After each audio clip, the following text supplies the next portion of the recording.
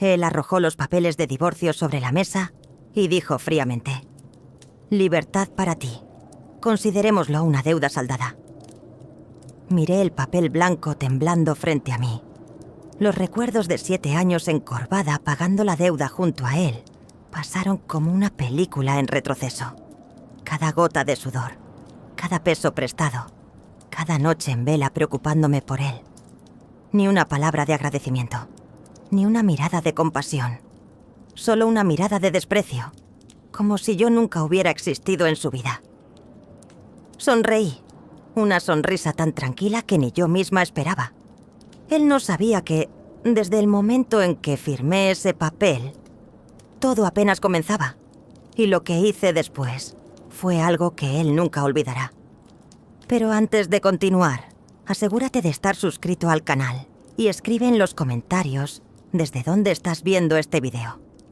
Queremos saber hasta dónde llega nuestra historia. Me llamo María, y durante estos 7 años interminables, mi vida se había reducido a 4 paredes descoloridas, facturas sin fin y la esperanza de que algún día volveríamos a sonreír sin el peso de 5 millones de pesos sobre nuestros hombros. Juan, mi esposo, había intentado levantar un negocio de artesanías Talavera, soñando con revivir la tradición de su pueblo. Pero los sueños a veces se convierten en pesadillas, y la empresa colapsó arrastrándolo todo. Nuestros ahorros, nuestra casa, nuestra paz. Recuerdo la noche en que firmamos ese préstamo con los ojos llenos de lágrimas. Juan me abrazó en la oficina del banco y me prometió que saldríamos adelante juntos.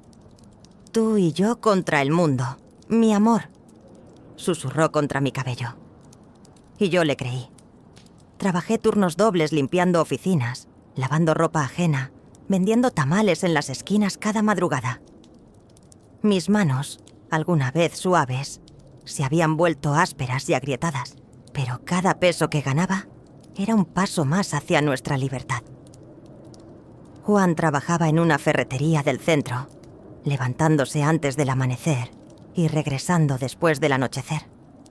Lo veía consumirse lentamente, sus hombros cada vez más caídos, su risa cada vez más escasa. Pero seguíamos adelante, siempre juntos. O eso creía yo. Esa noche era especial por 2 razones monumentales. La primera era nuestro 7º aniversario de bodas. 7 años desde que nos casamos en una pequeña ceremonia en el templo de San Juan, con flores silvestres y mariachis que tocaron gratis porque eran amigos de mi tía. 7 años desde que bailamos bajo las estrellas y nos prometimos amor eterno. La segunda razón me hacía temblar de emoción. Acababa de recibir una llamada que cambiaría todo. Don Felipe, mi abuelo materno a quien nunca conocí, un empresario rico de Guadalajara, había fallecido dejándome una herencia. Los abogados habían tardado meses en localizarme. Mi madre murió cuando yo tenía 3 años y el contacto con la familia materna se perdió por completos.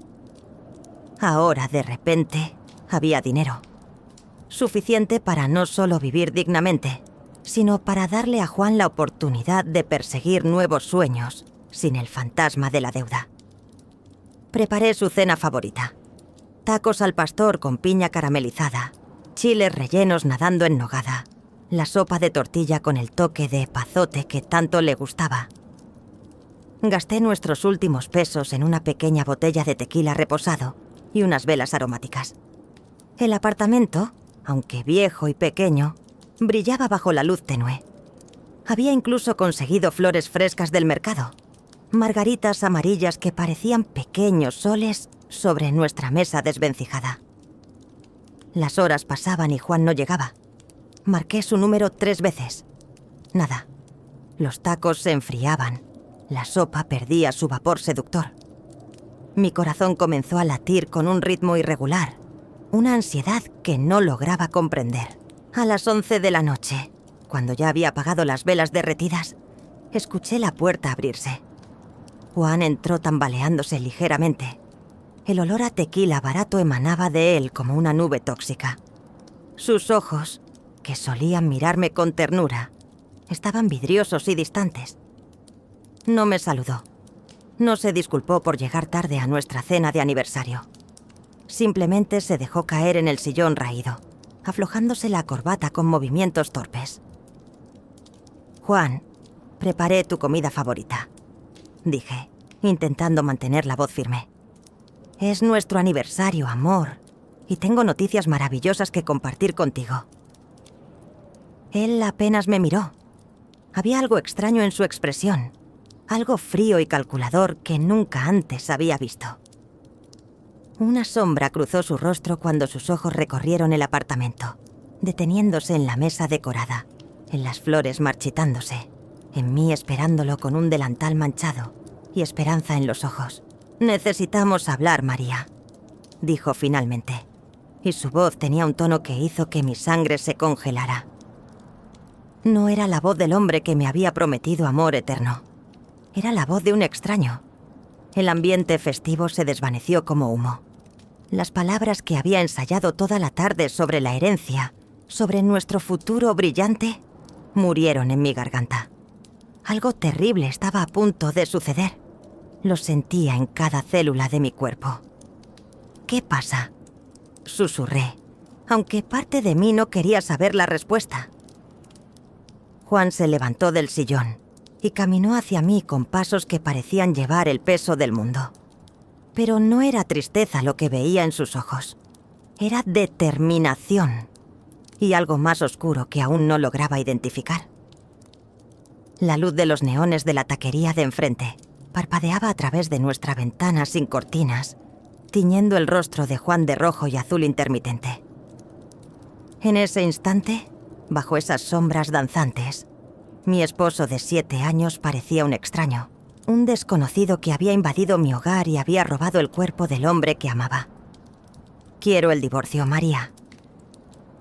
Las palabras cayeron entre nosotros como cristales rotos. El aire del apartamento se volvió denso, irrespirable. Sentí cómo mis rodillas amenazaban con ceder, cómo el piso bajo mis pies se convertía en arenas movedizas. Me aferré al respaldo de la silla, mis nudillos blancos por la presión. ¿Qué estás diciendo?». Mi voz salió como un susurro estrangulado. Juan ni siquiera tuvo la decencia de mirarme a los ojos. En cambio, hurgó en el bolsillo interior de su chaqueta. Una chaqueta de cuero que nunca había visto, costosa y elegante, completamente fuera de lugar en nuestra realidad de escasez. Y sacó un sobre manila arrugado. Lo arrojó sobre la mesa con desprecio, aterrizando directamente sobre los chiles rellenos que había preparado con mis propias manos, manchándose de salsa de nogada. «Todo está ahí», dijo con una frialdad que me heló hasta los huesos. «Ya firmé mi parte. Solo necesito tu firma para terminar con esto de una vez». Me acerqué a la mesa como zombi, cada paso requiriendo un esfuerzo sobrehumano. Tomé el sobre con dedos temblorosos y saqué los documentos. Papeles legales, oficiales, con sellos y firmas de abogados. La rúbrica de Juan estaba plasmada en cada página con tinta negra y trazo firme. Esto no era una decisión impulsiva tomada después de unos tragos. Esto había sido planeado, calculado, preparado con anticipación. 7 años, logré articular, sintiendo cómo las lágrimas comenzaban a nublar mi visión. 7 años juntos, Juan. Acabamos de pagar la deuda. Finalmente podemos respirar, podemos vivir. ¿Por qué ahora? ¿Por qué justo ahora cuando todo está? ¿Cuándo todo está qué? Me cortó bruscamente, su voz cargada de amargura. ¿Cuándo finalmente estamos libres? Precisamente por eso, María. Porque ahora soy libre. Libre de esta miseria, de este agujero que llamas hogar, de esta vida de mendigos contando centavos. Se acercó a la ventana, mirando hacia la calle donde las luces de los puestos de tacos iluminaban la noche. Su perfil recortado contra la luz mostraba una expresión de asco que nunca le había visto. «Estoy cansado», continuó, su voz baja pero venenosa. «Cansado de vivir como rata, de usar ropa remendada, de comer frijoles todos los días. Cansado de despertarme en este apartamento que huele a humedad y sueños rotos. Y estoy cansado. De ti. Las últimas palabras me golpearon como un puño en el estómago. El aire abandonó mis pulmones. El hombre que había prometido amarme en la riqueza y en la pobreza, en la salud y en la enfermedad, ahora me miraba con desprecio porque habíamos sobrevivido juntos a la pobreza. ¿Ya no me amas?, pregunté, aunque ya conocía la respuesta. Necesitaba escucharlo decir las palabras. Necesitaba que me destrozara completamente para poder empezar a recoger los pedazos. No, respondió sin vacilación, sin una pizca de emoción. Probablemente nunca te amé. Quizás solo te necesitaba para salir de la deuda. Pero ahora que eso acabó, ya no hay razón para seguir con esta farsa. Intenté acercarme a él, extender mi mano para tocar su brazo, para encontrar algún vestigio del hombre que conocía. Él se apartó como si mi contacto lo quemara, sacando su teléfono del bolsillo con un movimiento brusco. La pantalla se iluminó brevemente antes de que la inclinara lejos de mi vista, protegiéndola celosamente. Ese gesto, pequeño pero revelador, encendió la primera chispa de sospecha en mi mente nublada por el dolor. Durante 7 años, nunca habíamos tenido secretos. Compartíamos contraseñas, leíamos los mensajes del otro sin pensar 2 veces. Pero ahora, escondía ese teléfono como si contuviera oro. ¿Qué escondes ahí?, pregunté, mi voz ganando un toque de firmeza. Nada que te importe, respondió secamente, guardando el dispositivo. Firma los papeles, María. No hagas esto más complicado de lo necesario. Ahora que lo observaba con atención, comencé a notar detalles que había pasado por alto en mi estado de shock. La chaqueta cara era apenas el principio. Sus zapatos eran nuevos, de marca reconocible, brillando bajo la luz tenue. En su muñeca llevaba un reloj que definitivamente costaba más que nuestro alquiler de 3 meses. Su cabello estaba cortado profesionalmente, con gel caro peinándolo hacia atrás. Incluso olía diferente, a una colonia que jamás podríamos haber comprado. ¿De dónde sacaste dinero para todo eso?, señalé su atuendo completo, mi cerebro comenzando a procesar la incongruencia. Hasta hace una semana apenas teníamos para comer. Conseguí un trabajo mejor. Mintió, pero sus ojos huyeron de los míos. No es asunto tuyo de todas formas. Ya no somos nada. ¿Hay alguien más?, la pregunta escapó de mis labios antes de poder detenerla. El silencio que siguió lo dijo todo. Juan apretó la mandíbula. Sus manos se convirtieron en puños a los costados de su cuerpo. No negó nada. No dijo palabra. Y en ese silencio encontré mi respuesta.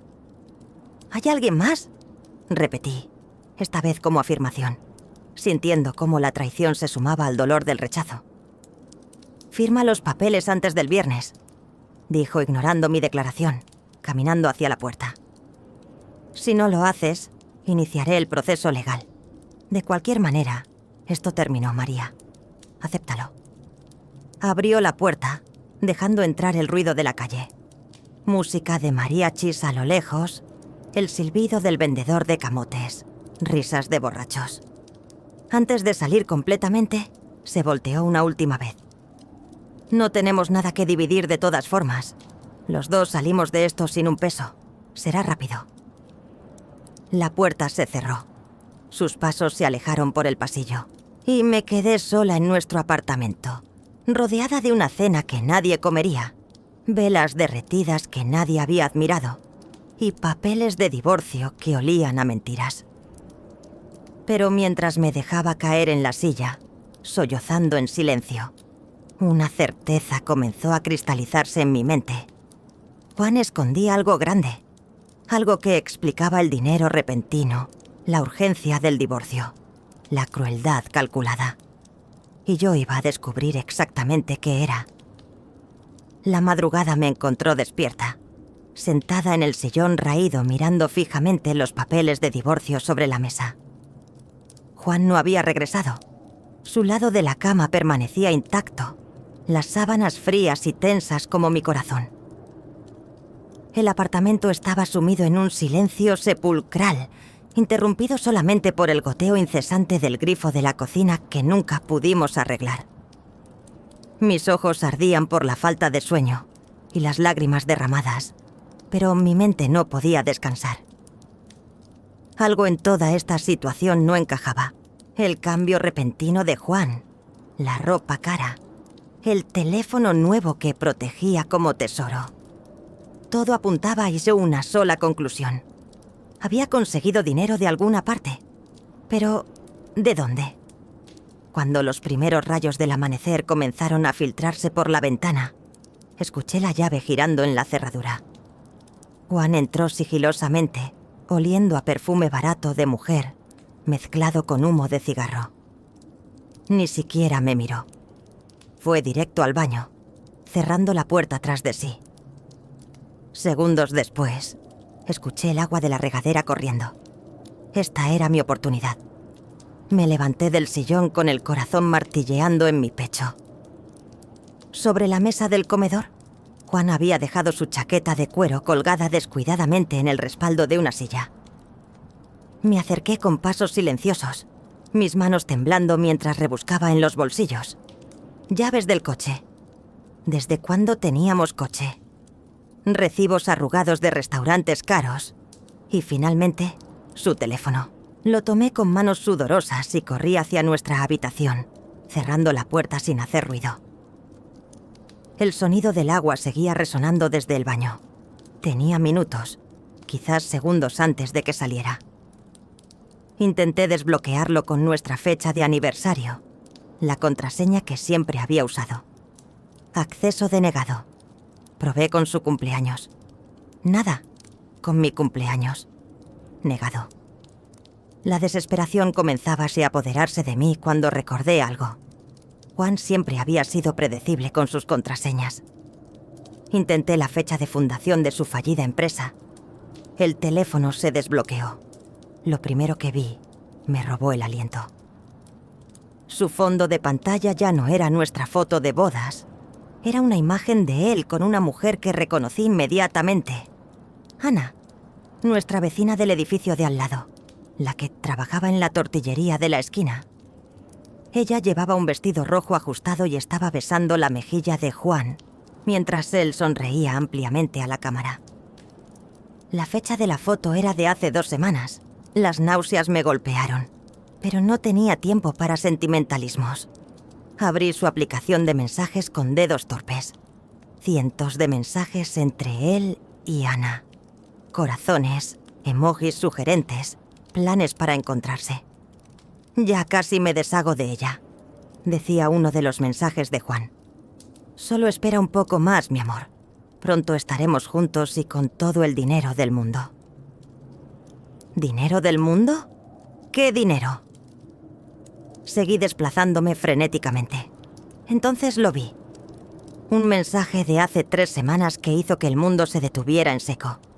No puedo creerlo, Ana. ¡Gané! 600 millones de pesos en el Melate. Somos ricos. La respuesta de Ana. Ya lo sabe tu esposa. Juan. No, y no lo sabrá. Voy a transferir todo a la cuenta de mi madre antes de pedir el divorcio. Así no tendrá que dividirlo conmigo. Todo será nuestro, mi amor. 600 millones de pesos. Mi esposo había ganado 600 millones de pesos en la lotería y estaba planeando divorciarse de mí para no compartir ni un centavo. Después de 7 años sacrificándome por nuestra deuda, trabajando hasta que mis manos sangraran, comiendo una vez al día para que él pudiera cenar, ahora me descartaba como basura. Continué leyendo. Cada mensaje era un puñal más en mi espalda. Había transferido el dinero a la cuenta de su madre 2 semanas atrás, en pequeñas cantidades para no levantar sospechas. Ya había comprado un coche nuevo, un BMW que mantenía en el estacionamiento del edificio de Ana. Planeaba comprar un departamento de lujo en Polanco una vez que el divorcio estuviera finalizado. El agua de la regadera se detuvo. El pánico me inundó. Con manos temblorosas, tomé fotos de los mensajes más incriminatorios con mi propio teléfono viejo. Capturas de pantalla de las transferencias bancarias, de las conversaciones sobre esconder el dinero, de los planes para el futuro con Ana. Pruebas. Necesitaba pruebas de todo. La puerta del baño se abrió. Rápidamente cerré todas las aplicaciones y deslicé el teléfono bajo la almohada, justo cuando Juan entró a la habitación envuelto en una toalla. «¿Qué haces aquí?», preguntó con suspicacia, sus ojos recorriendo la habitación. «Solo vine a acostarme», respondí, tratando de mantener la voz firme. «No dormí nada anoche». Él gruñó algo ininteligible y comenzó a vestirse. Yo permanecí acostada mirando al techo, mi mente trabajando a velocidad vertiginosa. No podía dejar que supiera lo que había descubierto. Necesitaba tiempo para pensar, para planear. «Mi teléfono», dijo de repente mirando alrededor. «¿Lo viste?» «Está en tu chaqueta, creo». Mentí suavemente. «¿Dónde siempre lo dejas?» Salió de la habitación apresuradamente. Segundos después lo escuché buscando frenéticamente. Saqué el teléfono de debajo de la almohada y, con el corazón en la garganta, caminé hacia el comedor. «Aquí está», dije, entregándoselo como si nada. «Estaba entre los cojines del sillón. Se te debió caer anoche». Juan lo arrebató de mis manos revisándolo inmediatamente. Yo mantuve mi expresión neutra, vacía, la de una mujer destrozada por el abandono. Él pareció satisfecho de que todo estuviera en orden. «¿Ya firmaste?», preguntó señalando los papeles de divorcio. «Necesito unos días», respondí, mi voz quebrada pero calculadora. «Es mucho de procesar, Juan. Dame hasta el viernes». Él suspiró con exasperación, pero asintió. «Viernes. Ni un día más». Se fue nuevamente, dejándome sola con mi descubrimiento. Me senté en el sillón, mirando las fotos en mi teléfono. 600 millones de pesos. Una aventura con la vecina. Años de sacrificio tirados a la basura. Pero yo también tenía un secreto. La herencia de mi abuelo. El embarazo que descubrí hace 3 días y que aún no le había contado a nadie. Una sonrisa amarga se dibujó en mis labios. Juan pensaba que podía jugar sucio, pero él había enseñado a la persona equivocada. Si quería guerra, tendría guerra. Y yo me aseguraría de que cuando esto terminara, él perdería todo. ¿Desde qué país estás viendo este video? Por favor, responde en los comentarios para que yo y todos lo sepamos. Gracias. Guardé mi teléfono en el bolsillo y comencé a trazar mi venganza. El viaje en autobús a Guadalajara duró 6 horas interminables. Cada kilómetro que me alejaba de Ciudad de México era un respiro, un espacio para pensar sin la presencia tóxica de Juan, contaminando el aire. Llevaba conmigo solo una pequeña mochila con ropa y mi teléfono cargado de evidencias. Le había dicho a Juan que visitarías a una prima enferma. Él apenas levantó la vista de su teléfono cuando me fui. El Hospital Internacional de Guadalajara se alzaba imponente frente a mí, con sus paredes de cristal reflejando el sol de la tarde. Nunca había estado en un lugar tan elegante, tan lleno de mármol pulido y aire acondicionado que funcionaba. Mis zapatos gastados chirriaban sobre el piso brillante, mientras seguía las indicaciones hacia la habitación privada del 6º piso. Frente a la puerta 612, me detuve. Mi corazón latía como tambor descontrolado. Al otro lado estaban mis abuelos, personas que solo conocía por una vieja fotografía descolorida que mi madre guardaba. Toqué suavemente. «Adelante», dijo una voz femenina, suave pero firme. Abrí la puerta y el tiempo se detuvo.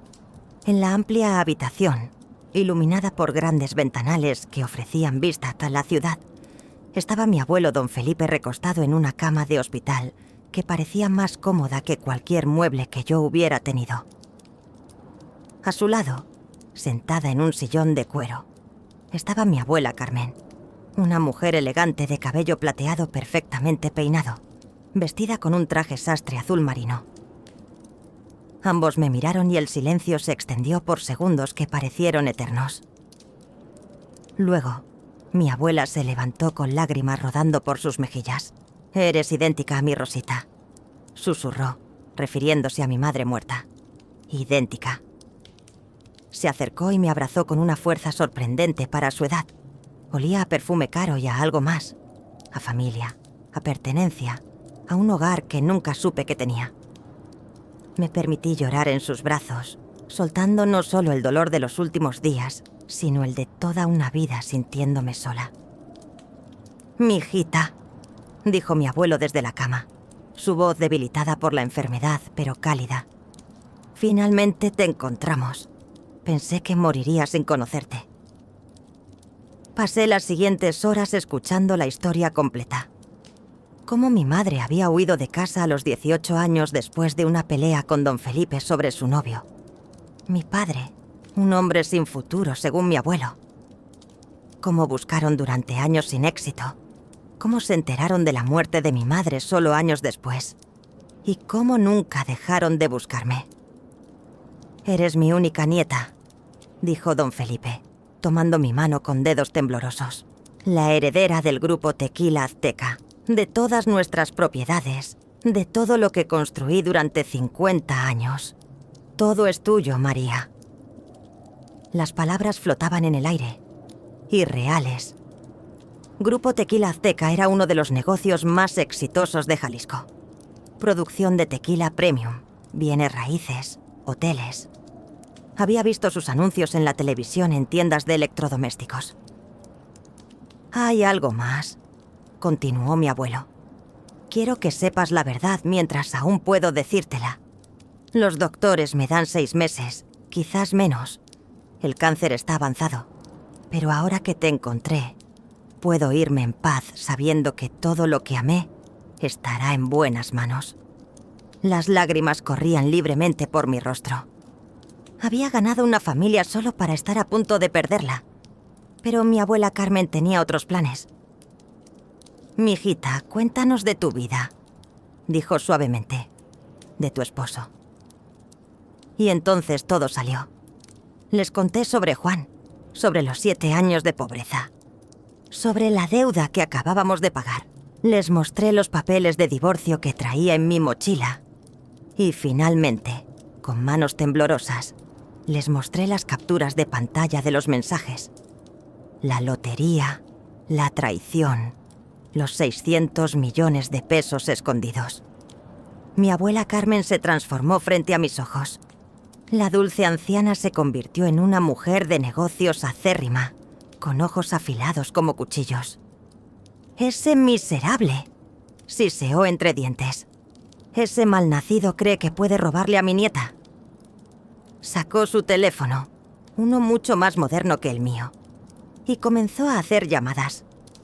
En menos de 2 horas, había contratado al mejor detective privado de Guadalajara, un tal señor Martínez, ex investigador federal con contactos en todos lados. «Le daremos toda la información que tienes», explicó mi abuela. «Él confirmará la aventura, rastreará exactamente dónde está el dinero y documentará cada centavo que tu esposo ha gastado. Necesitamos pruebas irrefutables para el tribunal. Pero hay algo más importante», intervino don Felipe desde la cama. «No puedes firmar ese divorcio todavía. Si lo haces ahora, perderás el derecho a reclamar ese dinero. Debes retrasar la firma todo lo que puedas mientras reunimos evidencias». «¿Y la herencia?», pregunté con voz pequeña. «La herencia es tuya sin importar qué», aseguró mi abuelo. «Pero aquí está mi propuesta. No la uses todavía. Sigue viviendo como has vivido. Sigue actuando como la esposa pobre y abandonada. Deja que Juan piense que ganó, que te tiene donde quiere. Mientras tanto, nosotros trabajaremos en las sombras». Mi abuela asintió con determinación. «Ese hombre necesita aprender que no se juega con nuestra familia. Vamos a destrozarlo, mijita. legal y completamente. Una sonrisa lenta se dibujó en mis labios. Por primera vez en días, sentí esperanza mezclada con algo más oscuro. Sed de justicia. Pero no le digas nada sobre nosotros, advirtió don Felipe. Ni sobre la herencia, ni sobre que nos encontraste. Esa será nuestra arma secreta cuando llegue el momento.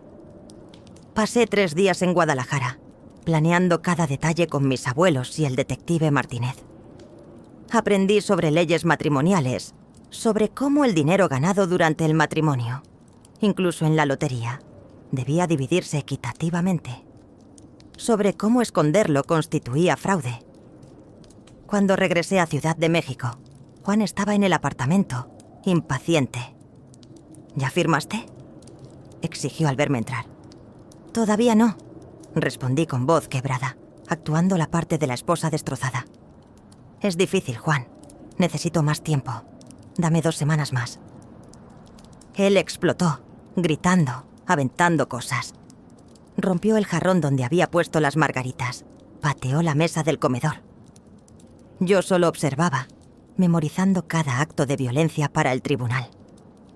Esa noche, revisé su Instagram desde una cuenta falsa que mi abuela me ayudó a crear. Ahí estaba, una foto reciente de Juan con Ana en una taquería de lujo en Polanco. Ella luciendo joyas caras, él con ropa de diseñador. La descripción decía: con mi verdadero amor, pronto seremos libres. Me dolió, no voy a negarlo. Pero el dolor se mezcló con determinación fría y calculada. Juan había mostrado su mano. Ahora era mi turno de jugar las cartas. Acaricié mi vientre donde crecía una vida que él nunca conocería. Sonreí en la oscuridad del apartamento vacío. Espera y verás, susurré. Esto apenas comienza. 2 semanas después, me encontraba frente al imponente edificio de cristal y acero del grupo Tequila Azteca, en el corazón del centro histórico de Ciudad de México. 30 pisos de poder empresarial se alzaban hacia el cielo, con el logo dorado de la compañía brillando bajo el sol matutino. Respiré profundo, ajusté mis lentes de armazón grueso, parte de mi disfraz, y crucé las puertas giratorias. El plan de mi abuela Carmen había sido brillante en su simplicidad y audacia. Yo entraría a trabajar como pasante, con el nombre falso de Rosa Hernández, usando documentos que ella misma había preparado con ayuda de sus abogados. Nadie en la empresa, excepto mi abuelo y mi abuela, sabría mi verdadera identidad. Desde esa posición invisible, podría observar todo desde adentro, especialmente después de que el detective Martínez descubriera algo perturbador. Juan había solicitado un puesto en Tequila Azteca, y no cualquier puesto. Había usado 500,000 pesos de su dinero de lotería para sobornar al director de recursos humanos, el licenciado Vargas, para conseguir el cargo de director de marketing. Además, había falsificado documentos que lo presentaban como un pariente lejano de don Felipe, explotando el apellido Montoya que compartía con miles de personas en México. El vestíbulo de mármol italiano era intimidante, con su fuente central y empleados vestidos impecablemente, cruzando de un lado a otro. Me acerqué al mostrador de recepción donde una joven de labios carmesí me miró de arriba abajo con desdén, apenas disimulado. «Soy Rosa Hernández», dije con voz tímida, adoptando el papel. «La nueva pasante». Ella revisó su computadora con expresión aburrida. «Ah, sí, la pasante que recomendó directamente el señor Montoya. Qué suerte la tuya. Si ella supiera». Me entregó una credencial temporal y me dirigió hacia el piso 12, donde estaba el departamento de administración. Mi corazón latía con fuerza mientras el elevador subía, no de miedo sino de anticipación. Pronto vería a Juan en su nuevo ambiente, desplegando el dinero que me había robado. El piso 12 era un laberinto de cubículos grises y oficinas con paredes de vidrio. La supervisora, una mujer llamada Patricia, de unos 40 años con el cabello recogido en un moño severo, me recibió con una sonrisa que no alcanzaba sus ojos. Así que tú eres la famosa Rosa, dijo con un tono que destilaba sarcasmo. La protegida especial del señor Montoya. Antes de que pudiera responder, una voz masculina resonó desde una de las oficinas cercanas. Una voz que conocía demasiado bien. Patricia, necesito que alguien me traiga café. Café de verdad, no esa basura de la máquina. Me congelé. Era Juan. Salió de su oficina luciendo un traje Tom Ford que probablemente costaba más que 6 meses de nuestro antiguo alquiler. Su cabello estaba perfectamente peinado con gel caro. Llevaba gemelos de oro en los puños de su camisa. Se veía como un ejecutivo exitoso, como alguien que había nacido en la riqueza. Cuando sus ojos pasaron sobre mí, no hubo ni un destello de reconocimiento. Los lentes gruesos, el cabello recogido en un moño apretado, la ropa holgada y sin forma, el maquillaje deliberadamente mal aplicado. Todo funcionaba. Para él, yo era solo otra empleada insignificante, invisible. «Que la nueva lo haga», dijo Patricia empujándome hacia adelante. «Rosa, ve a Starbucks y tráele un café al director Montoya. Americano, sin azúcar y que esté caliente». «Sí, señora», murmuré, manteniendo la cabeza baja. Mientras salía, escuché otra voz femenina y familiar. «Mi amor, ¿nos vamos a comer ya?» Ana, mi vecina, la amante de mi esposo, ahora trabajaba aquí también. Me asomé discretamente y la vi, vestida con ropa de diseñador que nunca podrías haber comprado con su salario de tortillería, maquillada profesionalmente, tacones caros. Estaba colgada del brazo de Juan como si fuera su trofeo. «Déjame terminar esto y nos vamos al restaurante japonés que te gusta», respondió Juan besándola en la frente. El veneno de sus palabras me quemó, pero mantuve la compostura. Esta era la realidad que necesitaba ver, la confirmación de que no estaba exagerando, de que mi venganza estaba justificada. Durante las siguientes semanas, mi vida se convirtió en una actuación constante. Llegaba temprano, me quedaba hasta tarde, aceptaba las tareas más humillantes sin quejarme.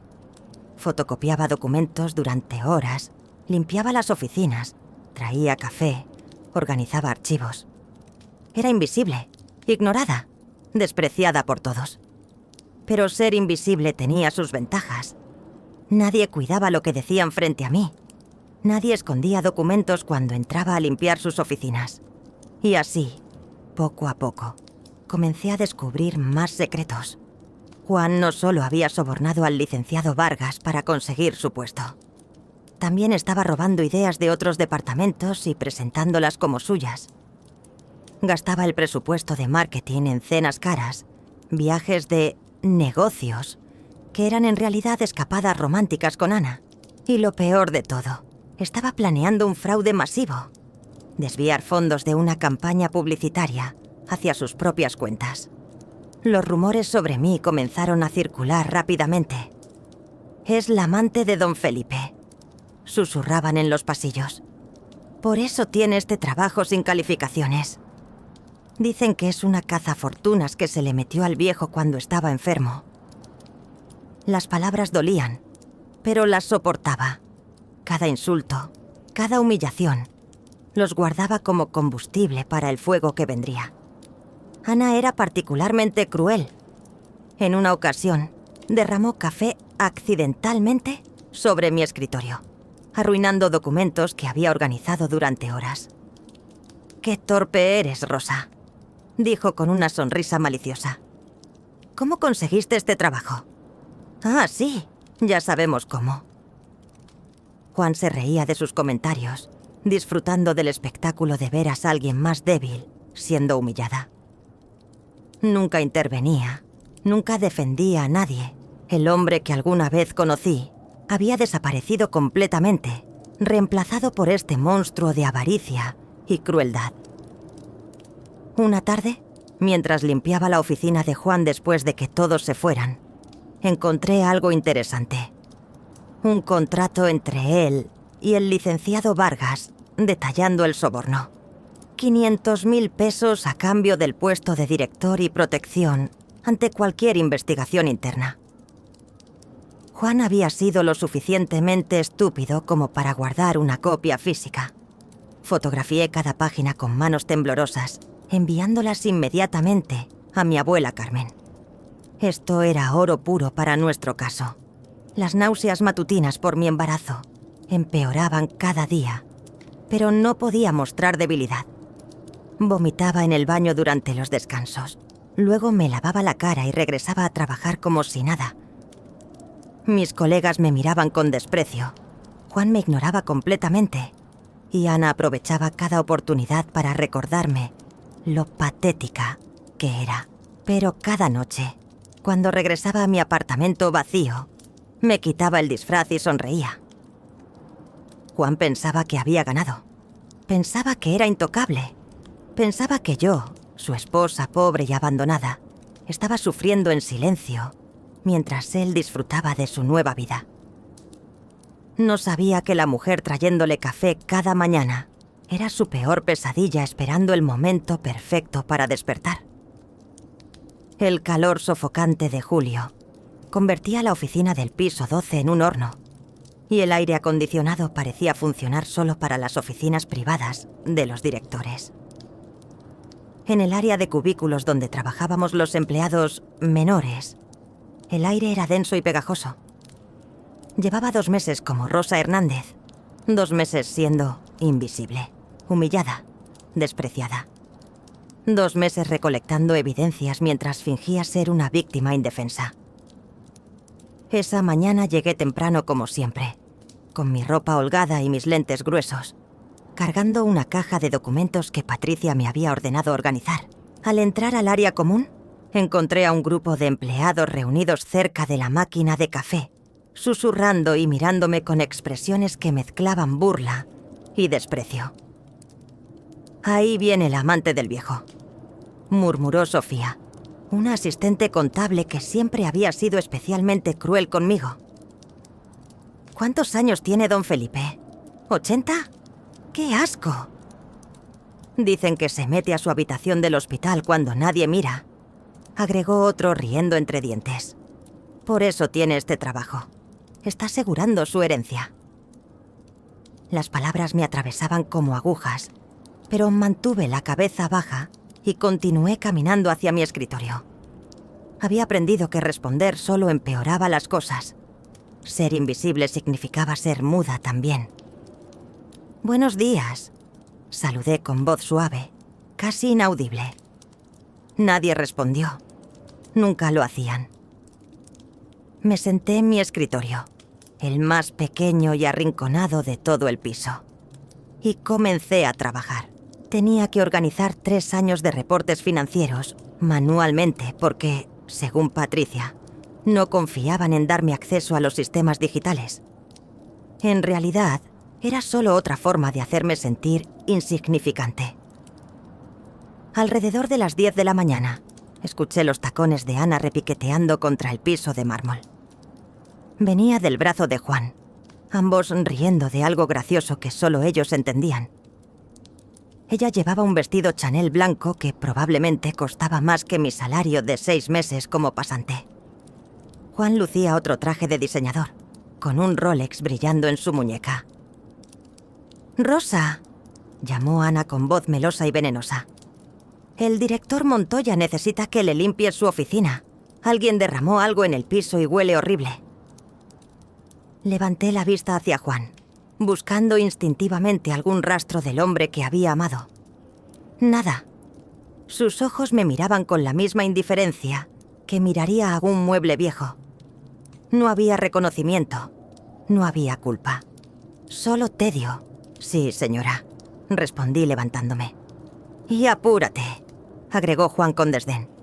«Tengo una reunión importante en 30 minutos y no quiero que mi oficina apeste». Tomé los materiales de limpieza del armario, otra de mis funciones especiales, y me dirigí a su oficina. Al entrar, el olor a tequila barato me golpeó inmediatamente. Había botellas vacías en el escritorio, papeles desparramados por todas partes. y lo que parecía ser vómito cerca del baño privado. Mientras limpiaba, sintiendo las náuseas de mi propio embarazo mezclándose con el olor nauseabundo, escuché voces acercándose.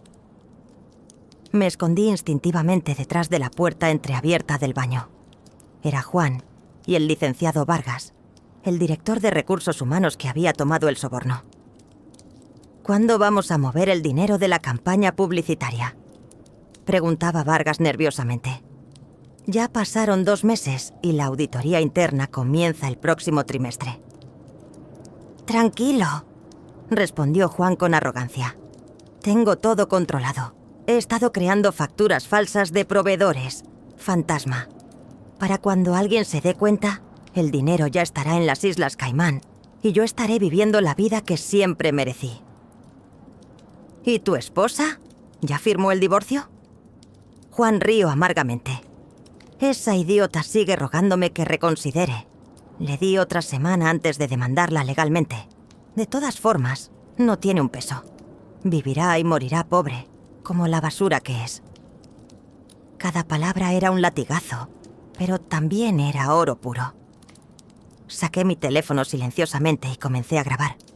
Necesitaba esto, cada detalle de su conspiración. ¿Y Ana?, continuó Vargas. ¿Estás seguro de que puedes confiar en ella? Ana es perfecta, respondió Juan con confianza ciega. Está tan enamorada de mí y del dinero que haría cualquier cosa. Además, está embarazada de mi hijo. Eso la mantiene atada a mí permanentemente. Mi corazón se detuvo. ¿Embarazada? ¿Ana estaba embarazada de Juan? Felicidades, entonces, dijo Vargas con una risa incómoda, aunque no pensé que querrías más responsabilidades. Un hijo con ella es diferente, explicó Juan. Es una inversión en mi nueva vida. Con María nunca quise tener hijos. Gracias a Dios que nunca pasó. Las lágrimas amenazaban con salir, pero me las tragué. Mi mano instintivamente fue a mi vientre donde crecía el hijo que él nunca sabría que existía. El hijo que jamás conocería a su padre biológico. Y probablemente sería mejor así. Esperé hasta que ambos salieron de la oficina antes de salir de mi escondite. Terminé de limpiar mecánicamente, mi mente procesando lo que acababa de descubrir. Juan no solo me había traicionado con Ana, no solo había escondido el dinero de la lotería, ahora también estaba cometiendo fraude corporativo, robando millones del grupo Tequila Azteca. Mi abuelo. Estaba robándole a mi abuelo moribundo. Esa tarde, durante mi hora de comida, me encerré en el baño del último piso, el único lugar donde tenía privacidad, y envié la grabación a mi abuela Carmen. Su respuesta fue inmediata. Perfecto, mijita. Es todo lo que necesitamos. El detective también confirmó algo. Ana no está realmente embarazada. Es una mentira para mantener a Juan interesado. Sigue recolectando pruebas. Pronto llegará tu momento. Una sonrisa amarga se dibujó en mis labios mientras me lavaba la cara con agua fría. Ana estaba mintiendo sobre el embarazo mientras yo escondía uno real. La ironía era casi poética. Los siguientes días fueron los más difíciles. Las náuseas matutinas empeoraban. El trabajo físico me agotaba. Y las humillaciones continuaban incesantemente. Ana había comenzado así a inventar tareas imposibles solo para verme fallar. Organizar 1000 carpetas en orden alfabético en 2 horas. Limpiar todo el piso con un trapeador roto.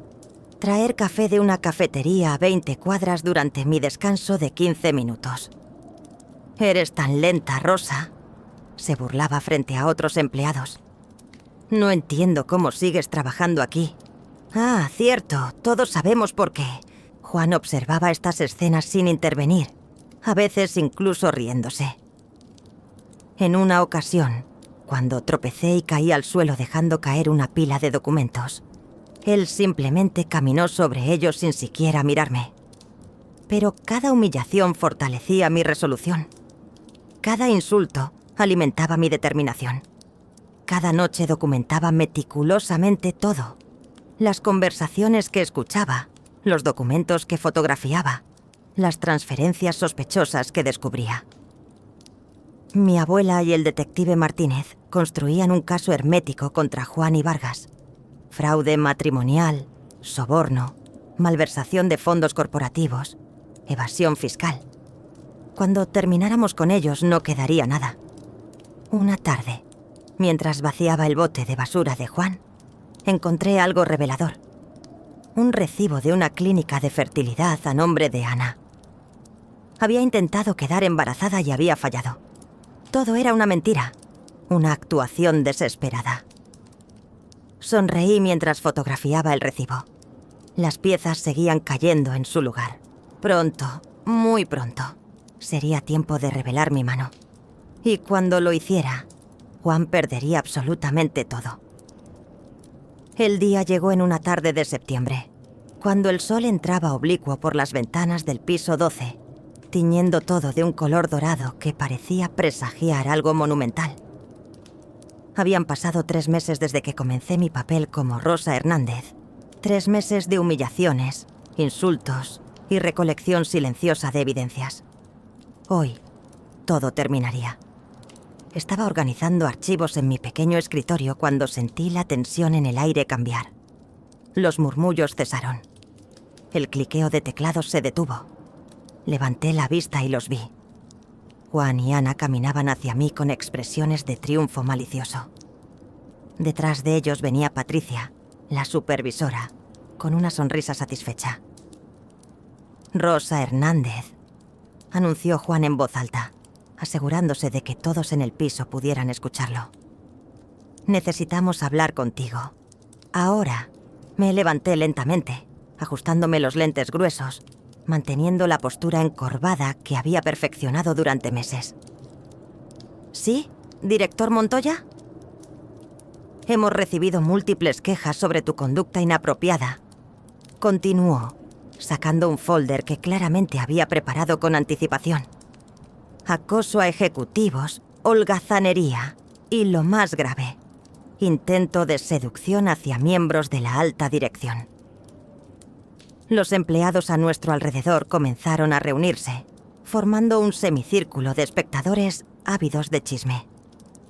Esto era exactamente lo que Juan quería, una humillación pública antes de despedirme. Yo no he hecho nada de eso, protesté con voz temblorosa, actuando mi papel hasta el final. ¡Mentirosa!, gritó Ana dando un paso adelante. Su rostro estaba contorsionado en una máscara de falsa indignación.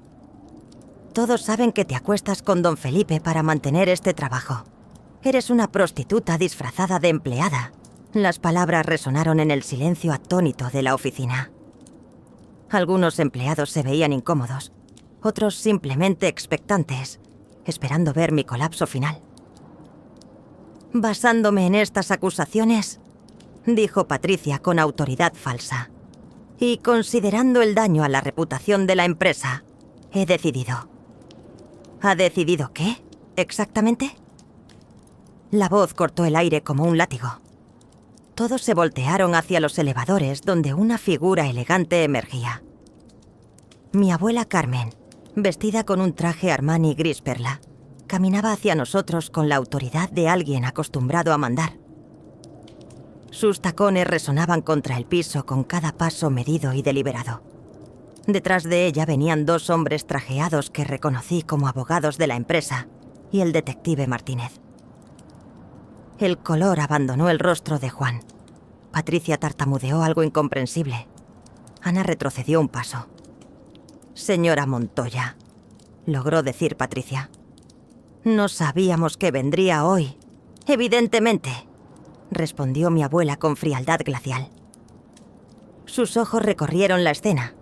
Los empleados reunidos, Juan y Ana parados frente a mí en postura acusatoria, yo en mi disfraz de víctima indefensa. ¿Alguien me puede explicar qué está sucediendo aquí? Juan recuperó su compostura rápidamente. Siempre el actor consumado. Señora Montoya, estábamos a punto de despedir a una empleada problemática. Rosa Hernández ha demostrado ser... ¿Rosa Hernández?, interrumpió mi abuela, una sonrisa peligrosa curvando sus labios. ¿Quién aquí conoce realmente a Rosa Hernández? El silencio se volvió absoluto. Podía escuchar mi propio corazón latiendo como tambor de guerra. Mi abuela caminó directamente hacia mí, sus ojos encontrándose con los míos. Con movimientos deliberados, tomó mis lentes gruesos y los retiró de mi rostro.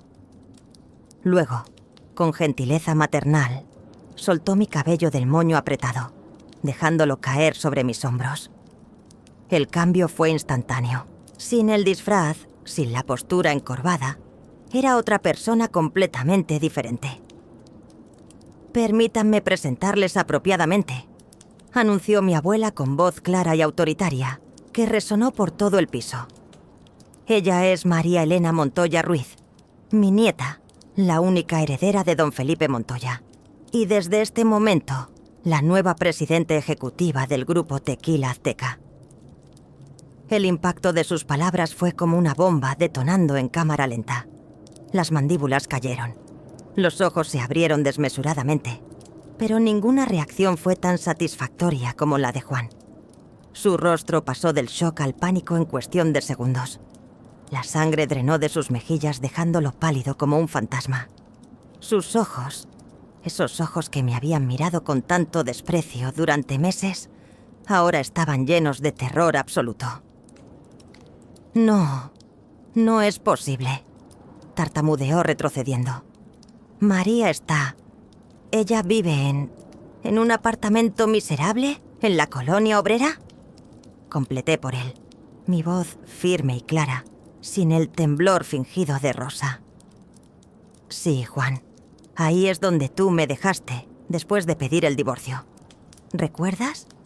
Hace 3 meses, después de ganar 600 millones de pesos en la lotería y esconderlos para no compartirlos conmigo». Los murmullos explotaron a nuestro alrededor. Juan negaba con la cabeza, buscando desesperadamente una salida. «Eso es ridículo. Yo nunca... ¿Nunca qué?», intervino el detective Martínez, abriendo un maletín lleno de documentos. «Nunca ganaste la lotería Melate el 15 de junio. ¿Nunca transferiste el dinero a la cuenta de tu madre en transacciones múltiples? ¿Nunca sobornaste al licenciado Vargas aquí presente con 500.000 pesos para conseguir tu puesto?». Vargas intentó escabullirse entre la multitud, pero los abogados ya lo habían rodeado. «Tenemos grabaciones», continué, sacando mi teléfono, «de tus conversaciones con Vargas sobre desviar fondos de la empresa, sobre crear proveedores fantasma, sobre esconder dinero en las Islas Caimán. Todo está documentado, Juan. Cada centavo robado, cada mentira dicha». Ana finalmente pareció entender la magnitud de la situación. Su rostro, usualmente tan seguro y arrogante, ahora mostraba pánico puro. Intentó retroceder hacia los elevadores. «Y en cuanto a ti, Ana», dije volteándome hacia ella, «tengo el recibo de la clínica de fertilidad. Sabemos que no estás embarazada, que nunca lo estuviste. Fue solo otra mentira para mantener a Juan interesado». Ana abrió la boca, pero no salió ningún sonido. Las lágrimas comenzaron a rodar por sus mejillas, arruinando su maquillaje cuidadosamente aplicado. Juan cayó de rodillas frente a mí, literalmente de rodillas, con las manos juntas en súplica. «María, por favor», rogó, su voz quebrada. «Fue un error, un terrible error. Te amo, siempre te he amado. Ana no significa nada. El dinero, podemos compartir el dinero. Puedes quedarte con todo. Solo no hagas esto». Lo miré desde arriba. Este hombre que había sido mi esposo, que había prometido amarme en la pobreza y en la riqueza. Este hombre que me había descartado como basura en el momento en que obtuvo dinero. ¿Sabes qué es lo irónico, Juan?, dije con voz suave pero letal. Aquella noche cuando pediste el divorcio, yo iba a contarte 2 cosas. La primera, que había heredado una fortuna de mi abuelo. Una fortuna que hace que tus 600 millones parezcan calderilla. Su rostro se descompuso aún más. Y la segunda, continué, mi mano moviéndose instintivamente a mi vientre, que estoy embarazada, de 3 meses. Tu hijo, Juan, el hijo que dijiste que nunca quisiste tener conmigo. El silencio era absoluto. Nadie respiraba. Pero no te preocupes, agregué con una sonrisa fría. Este niño nunca te conocerá como padre. Solo conocerá tu nombre en los reportes del juicio. Parte 8. El juicio, la justicia y un nuevo comienzo. 6 meses después, me encontraba frente al imponente Tribunal Superior de Justicia de la Ciudad de México, con mi vientre de 8 meses pronunciándose bajo un elegante vestido de maternidad color azul marino. El edificio neoclásico se alzaba majestuoso bajo el cielo gris de marzo. Sus columnas blancas testigos silenciosos de innumerables casos de justicia buscada y, a veces, encontrada. Mi abuela Carmen caminaba a mi lado tomando mi brazo con firmeza maternal. Detrás de nosotros, un equipo de 5 abogados cargaban maletines llenos de evidencias, grabaciones, documentos bancarios, testimonios, fotografías. Todo meticulosamente organizado durante meses de investigación exhaustiva. Las cámaras de los medios de comunicación nos esperaban en la entrada. El caso había captado la atención nacional. Esposo gana lotería y esconde dinero para divorciarse. Proclamaban los titulares.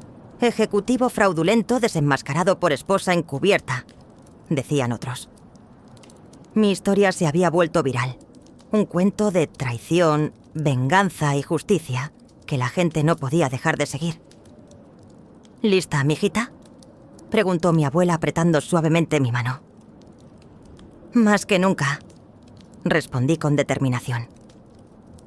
Entramos al tribunal y el contraste con el exterior fue inmediato.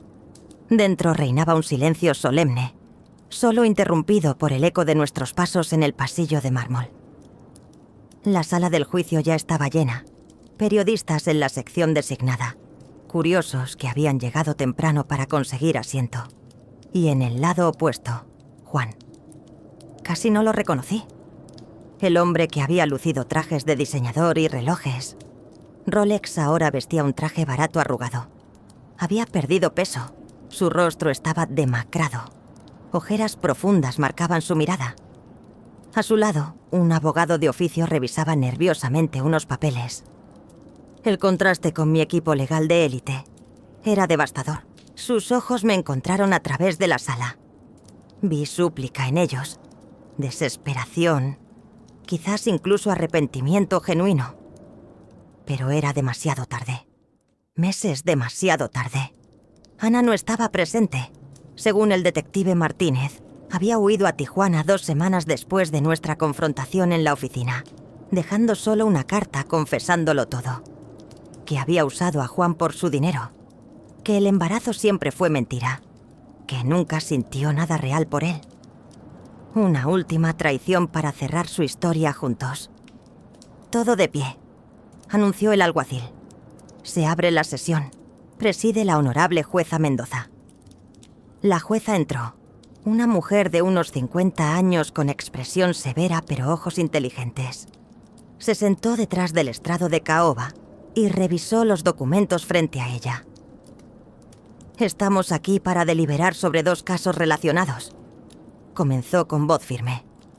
Primero, el caso civil de divorcio y división de bienes entre María Elena Montoya Ruiz y Juan Carlos Montoya García. Segundo, el caso penal contra el señor Montoya García y el licenciado Roberto Vargas por fraude, malversación de fondos y soborno. Las siguientes 4 horas fueron una procesión meticulosa de evidencias.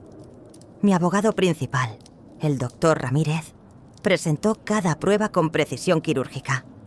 Las transferencias bancarias del dinero de lotería a la cuenta de la madre de Juan.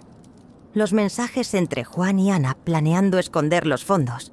Las grabaciones de sus conversaciones sobre defraudar a la empresa. Los documentos del soborno a Vargas. Juan intentó defenderse débilmente. Estaba confundido, alegaba. El dinero me cambió.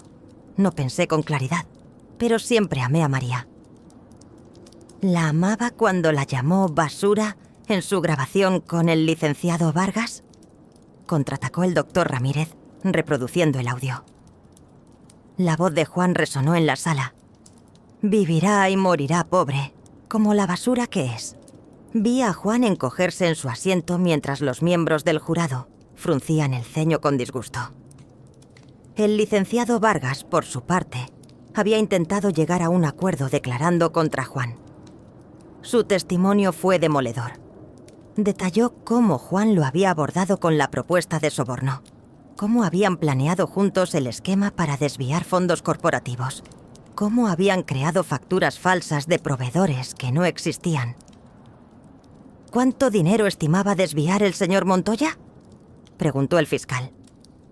Aproximadamente 50 millones de pesos durante 2 años, respondió Vargas con voz temblorosa. 10% sería mi comisión. Los murmullos de shock recorrieron la sala. 50 millones. Mi abuelo, en su lecho de muerte, había sido víctima de un robo masivo planeado por el hombre que se hacía pasar por su pariente lejano. Cuando llegó mi turno de testificar, caminé al estrado con la cabeza en alto. Narré toda la historia. Los 7 años pagando la deuda, la noche del aniversario cuando Juan pidió el divorcio, mi descubrimiento del dinero de lotería, la decisión de infiltrarme en la empresa. ¿Por qué no simplemente reportó el fraude de inmediato?, preguntó el abogado defensor de Juan, intentando sembrar duda. Porque necesitaba pruebas irrefutables, respondí con calma. Mi palabra contra la suya no habría sido suficiente. Necesitaba documentación, grabaciones, testimonios, y los conseguí. La jueza Mendoza finalmente llamó a un receso para deliberar. 2 horas después, todos regresamos a la sala. El veredicto estaba listo.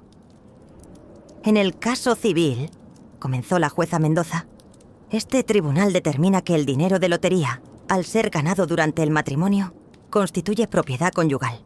Sin embargo, considerando el intento deliberado del señor Montoya de esconder dichos fondos mediante fraude y tomando en cuenta los daños emocionales causados, se otorga a la señora Montoya el 60% del total, 360 millones de pesos. Las lágrimas de alivio rodaron por mis mejillas. Justicia. Finalmente, justicia. En el caso penal, continuó la jueza, el licenciado Roberto Vargas es declarado culpable de malversación de fondos, soborno y conspiración. Se le condena a 18 años de prisión sin posibilidad de libertad anticipada. Vargas colapsó en su silla, sollozando. Juan Carlos Montoya. García es declarado culpable de fraude matrimonial, soborno, intento de malversación de fondos corporativos y evasión fiscal. Se le condena a 3 años y 6 meses de prisión efectiva, más la devolución total del dinero desviado y una multa de 20 millones de pesos. Juan no mostró emoción, simplemente se quedó mirando al vacío, un hombre completamente destruido. Salí del tribunal bajo el sol de la tarde, sintiendo el peso del bebé en mi vientre moviéndose suavemente. Mi abuela me abrazó con lágrimas en los ojos. «Tu abuelo estaría tan orgulloso», susurró. Don Felipe había fallecido 2 meses atrás, pacíficamente, sabiendo que la justicia llegaría. 3 semanas después, di a luz a un hermoso niño al que llamé Felipe, en honor a mi abuelo. Lo sostuve en mis brazos en la suite privada del hospital, mirando sus ojitos curiosos, y supe que todo había valido la pena. Asumí el control total del grupo Tequila Azteca, implementando reformas, despidiendo a los empleados corruptos, reconstruyendo la cultura empresarial. La compañía floreció bajo mi liderazgo. Una tarde, meses después, caminaba por el Paseo de la Reforma con mi hijo en su carriola, el sol dorado de Ciudad de México, iluminando nuestro camino. Pasé frente al edificio donde alguna vez fui humillada como Rosa Hernández. Ahora mi nombre brillaba en letras doradas en la fachada. María Elena Montoya, presidente ejecutiva. Sonreí, mirando hacia el futuro. El pasado dolía, pero me había hecho fuerte. Juan pagaría su deuda con la sociedad, pero yo ya era libre. Libre para vivir, para amar a mi hijo y para construir el legado que mi abuelo soñó. Una nueva vida, un nuevo comienzo. Y esta vez, en mis propios términos.